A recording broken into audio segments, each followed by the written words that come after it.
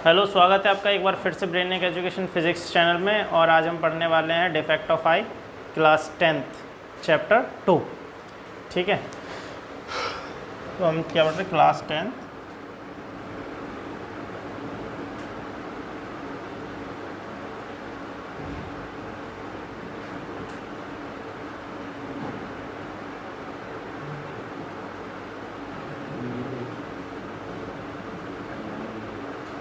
Human आई। तो आज हम पढ़ने वाले हैं डिफेक्ट।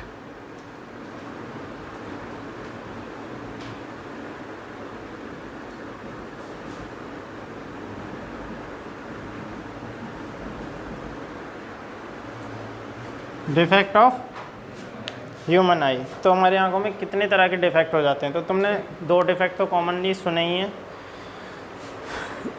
और हम फ्लू की बात नहीं करने वाले हैं। इस डिफेक्ट में फ्लू नहीं जुड़ेगा, सही है? वो बैक्टीरियल फ्लू हो या जैसा भी, उससे हमें कोई मतलब नहीं है। हम विज़न से रिलेटेड बात करेंगे, ठीक है?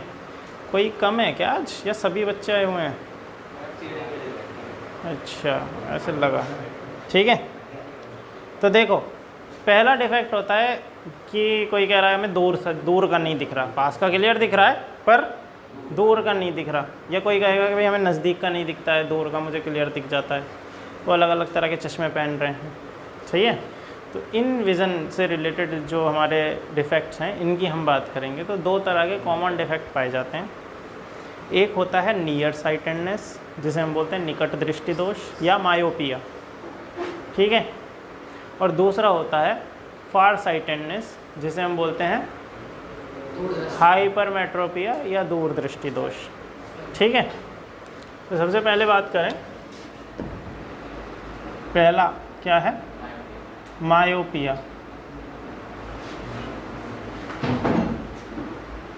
क्या बोलते हैं इसको? Near sightedness.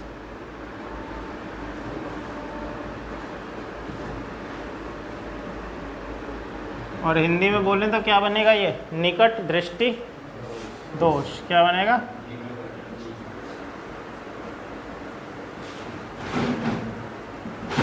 सही लिखा है?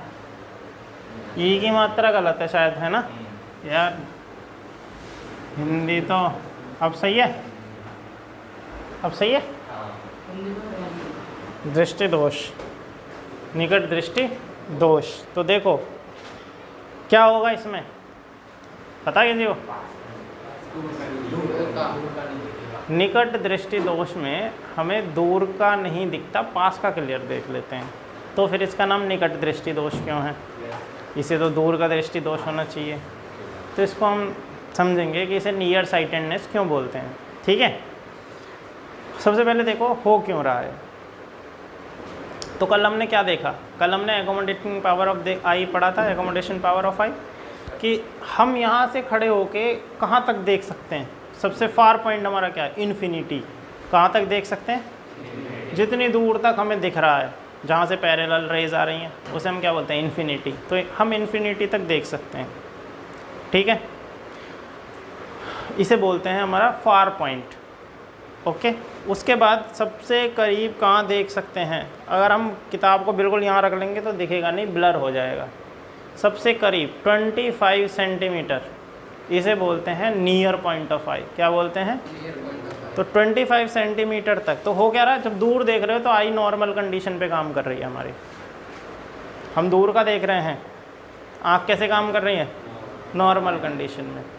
सिलियरी मसल अभी बिल्कुल भी स्ट्रेच कंडीशन में नहीं है, नॉर्मल है बिल्कुल, सही है? देखो मैं नॉर्मल खड़ा हूँ, अभी मेरी मसल बिल्कुल भी स्ट्रेच नहीं है। अगर मुझे कोई 5-10 किलो पकड़ के यूँ कहते इसे खड़ा हो जाए ऐसे पकड़ के, तो मेरी ये मसल पूरी क्या हो जाएंगी? स्ट्रेच। फिर कुछ समय बाद धीरे धीरे हाथ में क्या होने लगेगा? दर्द होने लगेगा। नॉर्मल बिना वजन के खड़ा हूँ तो अभी हाथ में पैर में जो मसल्स हैं वो कैसी हैं? नॉर्मल। इसी तरह से जब मैं इन्फिनिटी तक देख रहा हूँ, यानी कि कहीं भी फोकस नहीं कर रहा, नॉर्मल कंडीशन में खड़े हो गए बस ऐसे ही देख रहा हूँ, तो मेरी सिलियरी मसल जो है वो भी कैसी कंडीशन में है? नॉर्मल कंडीशन में। यानी आंखों के ऊपर कोई लोड है नहीं है। और जब मैं बिल्कुल 25 सेंटीमीटर पे किताब रख के पढ़ रहा हूँ तो 25 सेंटीमीटर वो मैक्सिमम क्षमता है जहाँ पे सिलेरी मसल फुल पावर पे दबाए रखती हैं लेंस को। तो इसका मतलब क्या है, अब सिलेरी मसल काम कर रही है। जैसे मैं अभी पूरे पकड़ के खड़ा था, जितना वजन मैं झेल सकता हूँ इस तरह से। तो मसल कैसी हैं, स्ट्रेच्ड। तो ज़्यादा देर अगर पढ़ता रहूँगा तो आँखों में क्या होने लगेगा, दर्द होने लगेगा। समझ में आया। तो सिलेरी मसल हमारी काम करती हैं एकोमोडेशन पावर को रेगुलेट करने के लिए, पावर ऑफ एकोमोडेशन को क्या करने के लिए, रेगुलेट करने के लिए। यहीं पर अगर किसी तरह का डिफेक्ट हो जाए या सिलेरी मसल में कुछ प्रॉब्लम हो जाए या इसके अलग कोई प्रॉब्लम हो जाए, हमारा इमेज रेटिना पे ना बन पाए, तब हम कहते हैं कि हमें दिख नहीं रहा है। कैसे, तो मायोपिया के केस में a person can see near object clearly but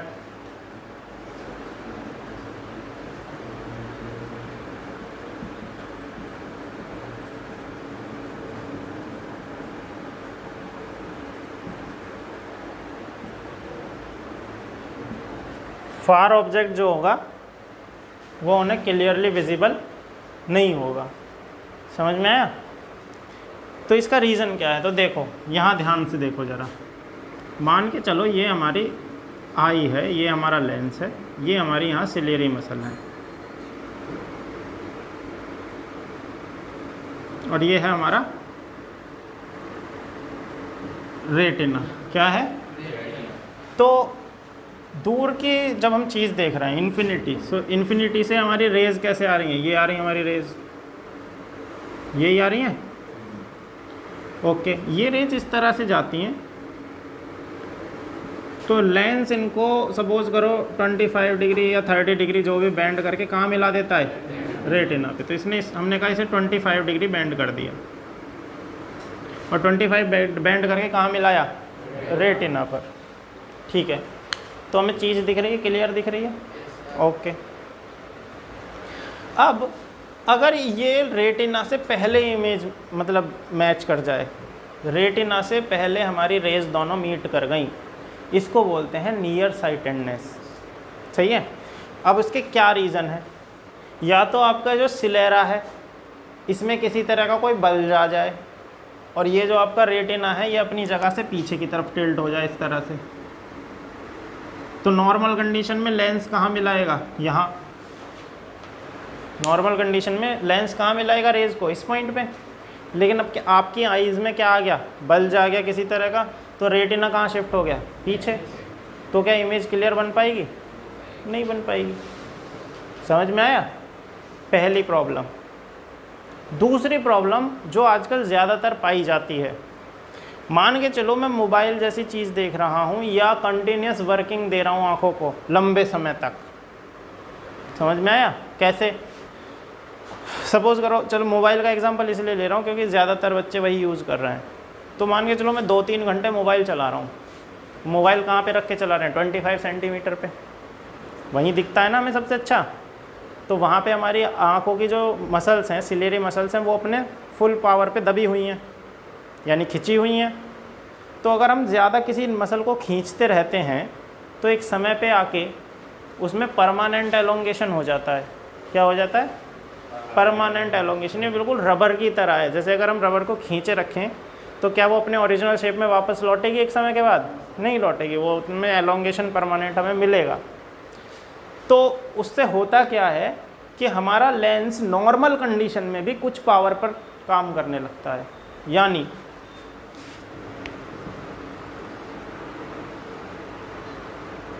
अभी इन्होंने इनको थोड़ा सा दबा रखा है नॉर्मल कंडीशन में, जहाँ नॉर्मल कंडीशन में इसको कम दबाता था, बिल्कुल कितना मोड़ता था, 25। समझ में आया, कितना मोड़ रहा है, 25। अब ये नॉर्मल कंडीशन में भी कुछ पावर पर वर्क कर रहा है। अब ये से 25 नहीं मोड़ रहा, कितना मोड़ दे रहा है, हमने कहा 30 डिग्री मोड़ दे रहा है। कितना मोड़ दे रहा है, और जब ये 30 डिग्री मोड़ेगा तो कहाँ मिल जाएगा, ये रेटिना से पहले। और रेटिना से पहले मिलेगा तो इमेज कैसी बनेगी, क्लियर नहीं बनेगी, ब्लर इमेज बनेगी। ये कॉमन इशू है जो आजकल बच्चों में पाया जाता है, इसीलिए अधिकतर बच्चों को मायोपिया जैसी समस्या है। अधिकतर बच्चों को कैसी समस्या है? मायोपिया जैसी समस्या है। जिससे भी पूछो उसकी दूर की नज़र खराब है, पास का क्लियर दिखेगा, दूर की नज़र खराब है। समझ में आया क्या इशू है? तो मोबाइल से निकलने वाली रेज़ की बात नहीं है कि उससे आने वाली रेज़ जो हैं वो आंखों को नुकसान पहुंचाएंगी, तो चलो भैया नीला चश्मा पहन लेते हैं, रुक जाएगी रेज़। बात उसकी नहीं है, बात उसकी है कि अगर तुम ज़्यादा लंबे समय तक देखते रहते हो कोई चीज़ तो आंखों पे उससे ज़्यादा जोर पड़ता है। इसीलिए बोलते हैं कि बीच में रिलैक्स करते रहना चाहिए। कहते हैं ना, लंबे समय तक बैठ के अगर तुम किताब भी पढ़ रहे हो तो बीच बीच में गैप लेते रहना चाहिए, हर आधे घंटे के बाद या 1 घंटे के बाद। 1 घंटा तो फिर भी बहुत लंबा समय हो जाता है, हर 30 मिनट के बाद 20 मिनट या 10 मिनट का गैप लेते रहो। समझ में आ गया? ये रहता है, ठीक है। तो इसका रीज़न समझ में आया। अब इसे नियर साइटेडनेस क्यों बोलते हैं ये भी समझ में आ गया। क्यों? क्योंकि इसमें जो रेज़ हैं रेटिना से पहले ही मिल जाती हैं, यानी लेंस के नियर मिल जाती हैं, इसीलिए इसे क्या बोलते हैं? Near sightedness. It is called near sightedness.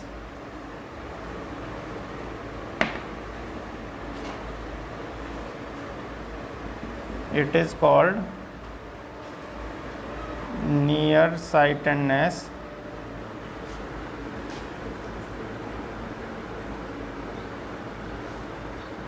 because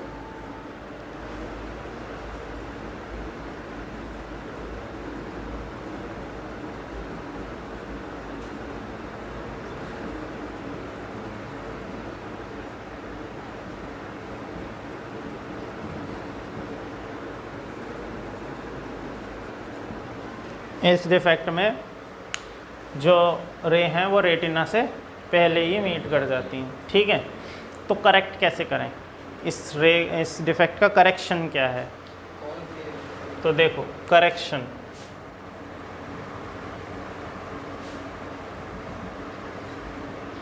कैसे करेक्ट करें? तो देखो हमारे प्रॉब्लम बेसिकली क्या है कि ये इससे पहले मिल रही हैं या ये ज़्यादा बैंड कर रहा है।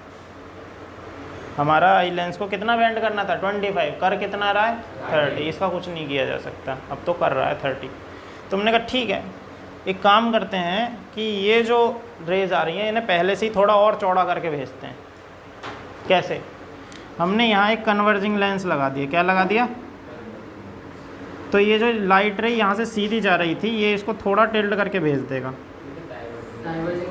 हाँ तो डाइवर्जिंग ही तो, कौन कह रहा कन्वर्जिंग? तो अभी मेरे मुंह से निकल गया होगा, सॉरी। कौन सा लेंस लगा दिया हमने? डाइवर्जिंग। तो इसने इसको लाइट रे को कहाँ भेजा? यहाँ। पहले कैसे आ रही थी लाइट रे? यहाँ। अब ये अगर यहाँ से 30 डिग्री बैंड करे इसको, तो 30 डिग्री बैंड करके कहाँ मिला देगा इसको? 30 डिग्री बैंड करके कहाँ मिलाएगा? रेटिना पे। समझ में? ये ठीक नहीं बन रहा है, मैं दोबारा से बना देता हूँ एक बार।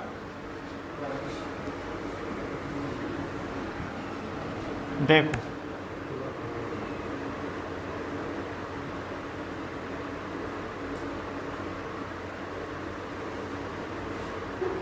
यहाँ से ये रेज आ रही थी पैरेलल लाइट इन्फिनिटी से, तो ये इनको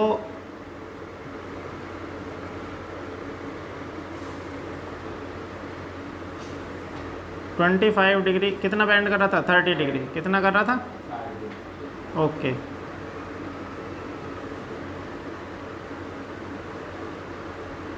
इस तरह से बैंड कर रहा है, 30 डिग्री बैंड कर रहा है, यहाँ मिला रहा है।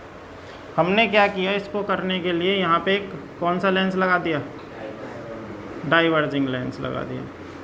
और डाइवर्जिंग लेंस इस रे को यहाँ की बजाय कहाँ भेज देगा? थोड़ा डाइवर्ज करके यहाँ भेज देगा, ऐसे भेजेगा।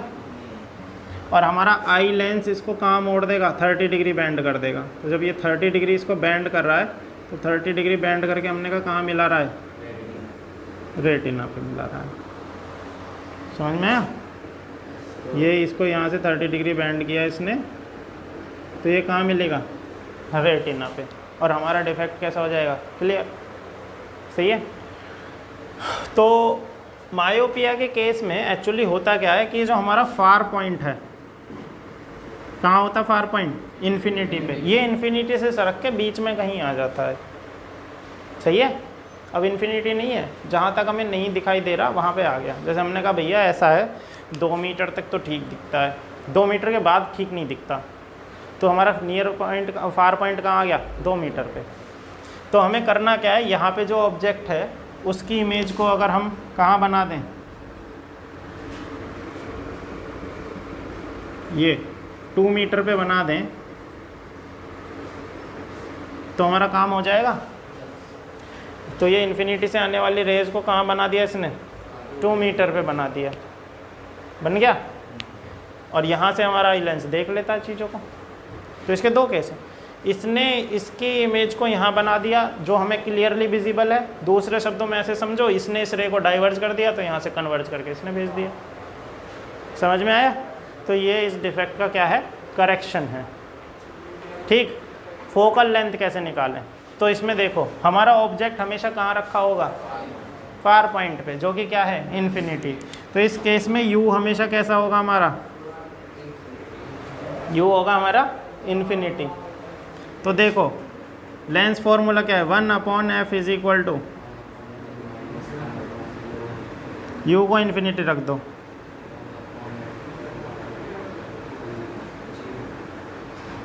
और 1/इन्फिनिटी क्या होता है? 0। तो 1/f किसके बराबर आ गया? 1/v के। तो f बराबर किसके बराबर आया? इससे क्या समझ में आता है? जितना फार पॉइंट हमारा शिफ्ट हो गया उतनी ही फोकल लेंथ का चश्मा हमें, उतनी फोकल लेंथ का कन्वर्जिंग लेंस, डाइवर्जिंग लेंस हमें यूज़ करना है। जैसे फार पॉइंट कहाँ आया? 2 मीटर पे, तो हमारा जो डाइवर्जिंग लेंस होगा वो भी कितने फोकल लेंथ का होगा? 2 मीटर। समझ में आया? ऐसे यूज़ करते हैं। ठीक, तो ये कितनी पावर कितनी हो गई इसकी लेंस की? 1/2 पावर पड़ी है। पावर इज इक्वल टू क्या होता है? T इज इक्वल टू होता है 1/f, और इसे मीटर में लेके चलते हैं, फिर डायोप्टर लिखते हैं इसकी यूनिट, 1/मीटर डायोप्टर। तो 1/2 कितना आया? 0.5 डायोप्टर। तो इसका नंबर चश्मे का कितना आया? 0.5। तो अगर किसी के चश्मे का नंबर 0.5 है तो उसे कितनी दूर का नहीं दिख रहा है? 2 मीटर से दूर का नहीं दिख रहा है उसको, यानी उसका नियर पॉइंट कहाँ, फार पॉइंट कहाँ आ गया सरक के? 2 मीटर पर आ गया है। समझ में आ गया? हाँ, यो परमानेंट इन्फिनिटी रहेगा इसमें। वैल्यू भी दे रहा है, वैल्यू कुछ देगा ही नहीं, फार पॉइंट रहेगा। हाँ, ये बहुत इजी है, ये बहुत इजी है। इसमें u हमेशा इन्फिनिटी रहेगा, इसीलिए f हमेशा किसके बराबर होगा? v के। तो जितनी दूर का तो जो दिख रहा है जाके, जितना तक दिख रहा है उतनी फोकल लेंथ का चश्मा पहन ले, बात खत्म। हाइपर मेट्रोपिया, इसमें किसका नहीं दिखता? दूर का या पास का? पास का नहीं दिखता। तो इसे क्या बोलेंगे हम? फार साइटेडनेस, या इसे क्या बोलते हैं?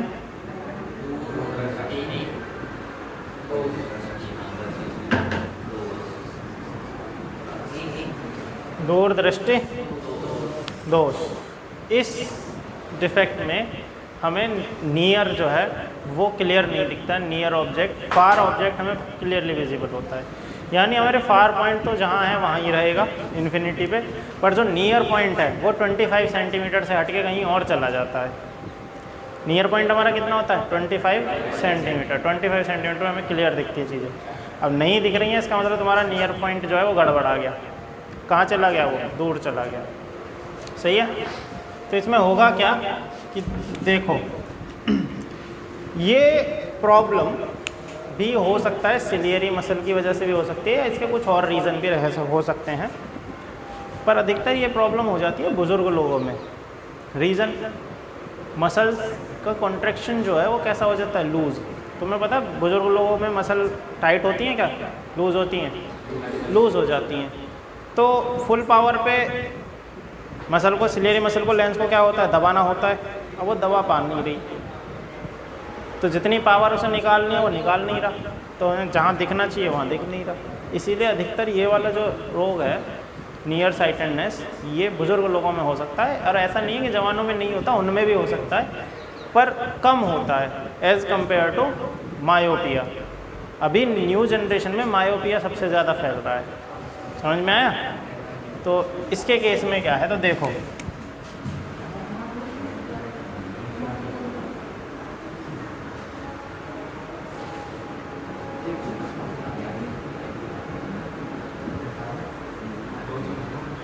ये हमारी आई लेंस है, these are the ciliary muscle, और हमने कहा कि यहाँ हमारे इन्फिनिटी से जो रेज आई, ध्यान से देखो, जो इन्फिनिटी से रेज आ रही हैं उनको तो ये क्लियरली कहाँ मिला दे रहा है, रेटिना पर। कितना बैंड करके, जो भी 30 डिग्री या 25 डिग्री बैंड करके मिला रहा हो, ठीक है। अब हमने ऑब्जेक्ट रखा यहाँ नियर पॉइंट पर, कहाँ रखा, नियर पॉइंट, और ये कितना 25 सेंटीमीटर नियर पॉइंट क्या है। तो यहाँ से जो रेज जाएंगी वो ऐसे पैरेलल तो जाएंगी नहीं, वो कैसे जाएंगी, वाइड जाएंगी इस तरह से, सही है, कैसे जाएंगी, वाइड। इनको यहाँ पे मोड़ के लाने के लिए इसको कितना मोड़ना पड़ता, हमने कहा कि वही 45 डिग्री मोड़ना पड़ रहा है। कितना मोड़ना पड़ रहा है, अब ये 45 मोड़ नहीं पा रहा, क्योंकि हमारी जो मसल है लेंस को दबा नहीं पा रही, और लेंस इतनी पावर पे काम कर नहीं पा रहा कि इसको 45 मोड़ दे। तो हमने कहा ये कहाँ तक मोड़ पा रहा, हमने कहा 40 ही मोड़ पा रहा है बस, 45 नहीं मोड़ पा रहा, 40 डिग्री या 35 डिग्री मोड़ पा रहा है, कुल मिला के 45 से कम मोड़ पा रहा है। और अगर 45 से कम बैंड करेगा, सपोज करो हमने कहा 40 बैंड करा, तो ये कहाँ चली गई, रेटिना के पीछे, रेटिना से पीछे। तो इस केस में हमारी जो रेज हैं वो रेटिना से पीछे जाके मिलती हैं, इसीलिए इसको क्या बोलते हैं, फार साइटेडनेस। और हमारा इमेज कैसी बनती है, ब्लर, कैसी बनेगी, ब्लर। सो ये in this case the rays from the object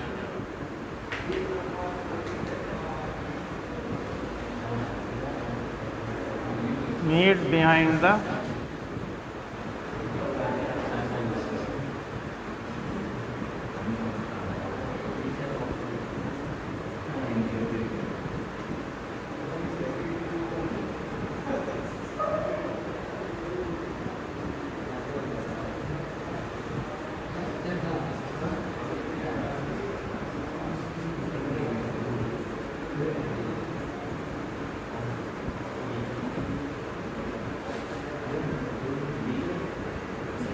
इसीलिए इसे क्या बोलते हैं, फार साइटेडनेस बोलते हैं, ठीक है, पीछे जाके मिलती हैं।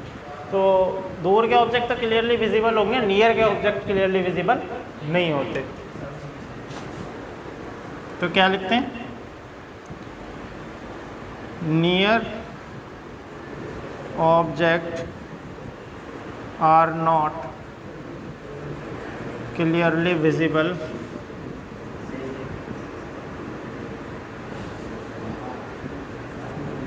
इन दिस डिफेक्ट,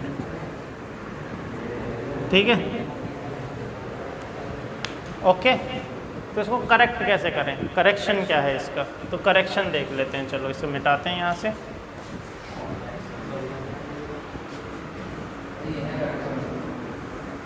रीज़न पता चले इसके क्या है, सिलेरी मसल का कमज़ोर हो जाना,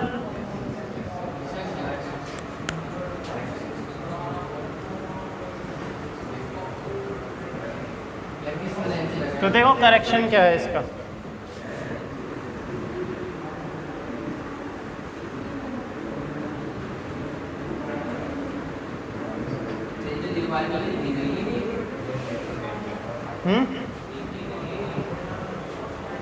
मुझे समझ में ही नहीं आया। Near object are not clearly visible in this defect, ठीक है। देखो इसमें क्या है बेटा, सुन लो जरा, ये जो 25 सेंटीमीटर पर हमारा ऑब्जेक्ट रखा है, यहाँ से जो रेज जा रही हैं बहुत ज़्यादा वाइड जा रही हैं, ठीक है। और हमारे लेंस को इनको जितना कन्वर्ट करना था, हमने कहा 45 डिग्री पे, उतना वो कर नहीं पा रहा। तो हमने कहा चलो इसकी मदद करते हैं। तो हमने क्या लगा दिया, हाँ, हमने कहा कि चल ठीक है, थोड़ा सा कन्वर्ज हम कर देते हैं, थोड़ा सा कन्वर्ज तुम कर लेना। तो हमने यहाँ से लाइट रे को थोड़ा बेंड करके भेज दिया, इतना बेंड कर दिया, ये बेंड कर दिया। और बाकी काम कौन कर देता है, हमारा आई लेंस, सही है। बाकी जितना ये 40 नहीं मोड़ पा रहा था, हमने कहा इतना हमने मोड़ दिया, बाकी 35 डिग्री इसने मोड़ लिया। समझ में आया? तो हमारी इमेज कहाँ बन गई, रेटिना पे। कुल मिला के हम क्या बोल रहे हैं कि हमारा फार पॉइंट सपोज करो हमने कहा यहाँ 50 सेंटीमीटर पे चला गया। कहाँ चला गया? अब 25 पे नहीं है हमारा फार पॉइंट, कहाँ है? 50। तो हमने इस पॉइंट की जो इमेज थी उसको कहाँ बना दिया, 50 पर बना दिया। और यहाँ का हमें क्लियर दिख जाता है। समझ में आया? प्रॉब्लम क्या है कि देखो हम नियर का है, लेंस लगा तो दिया ये ना, सही है। तो कौन सा लेंस इसमें लगाते हैं? कॉन्वेक्स। पीछे वाले में कौन सा लगा रहे थे? अब देखो क्या है ना, हमने कहा अखबार पढ़ रहे हैं हम, यहाँ रख के पढ़ रहे हैं, दिख नहीं रहा। हमने कहा यहाँ रख के पढ़ेंगे तो दिख रहा है, पर यहाँ रख के अखबार पढ़ने का कोई मतलब नहीं है, उसके खुद के अक्षर इतने छोटे हो जाएंगे। तो तुमने देखा होगा जैसे कुछ लोगों को नियर साइटेडनेस की प्रॉब्लम होती है, सॉरी फार साइटेडनेस की प्रॉब्लम होती है, और उनके पास चश्मा नहीं होता, तो वो दूर को करके देखते हैं ऐसे, सही है, ऐसे करके देखते हैं वो। तो इसमें प्रॉब्लम है कि पढ़ तो लेंगे पर ऐसे करके पढ़ा नहीं जाएगा। एक समय के बाद उसका एंगल इतना छोटा हो जाएगा, जो अक्षर वहाँ पे बनना है जितना, वो वैसे छोटा दिखेगा। समझ में आया?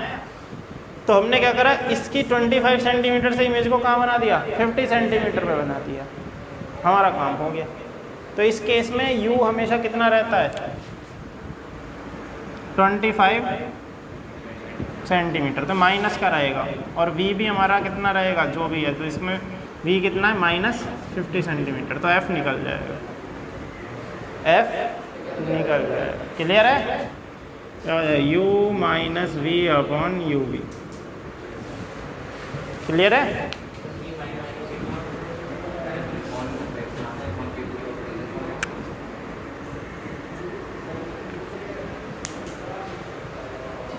वो uv/u-v होना चाहिए था, इसीलिए। तो चलो सीधा सीधा ही लिख देते हैं, ऐसा भी सही है। 1/f = 1/v - 1/u। u कितना रहेगा मेरा हमेशा, 25 सेंटीमीटर, और v कितना रहेगा, -50 सेंटीमीटर है। नहीं परमानेंट नहीं, v तो चेंज होता रहेगा, u परमानेंट है 25, सही है। तो इसमें हमारा नियर पॉइंट गड़बड़ा जाता है, फार पॉइंट फिक्स रहता है, और दूसरे मायोपिया में फार पॉइंट गड़बड़ा जाता है, नियर पॉइंट फिक्स रहता है। इसके बाद हमारा जो होता है फ्रेश बायोपिया, उसमें दोनों तरह के डिफेक्ट होते हैं, नियर का भी नहीं दिखता, फार का भी नहीं दिखता, उसमें दोनों लेंस यूज़ करते हैं हम लोग। तो आज के लिए इतना ही। अगर वीडियो अच्छी लगी हो तो प्लीज़ इस वीडियो को लाइक करें, शेयर करें और चैनल को सब्सक्राइब करें।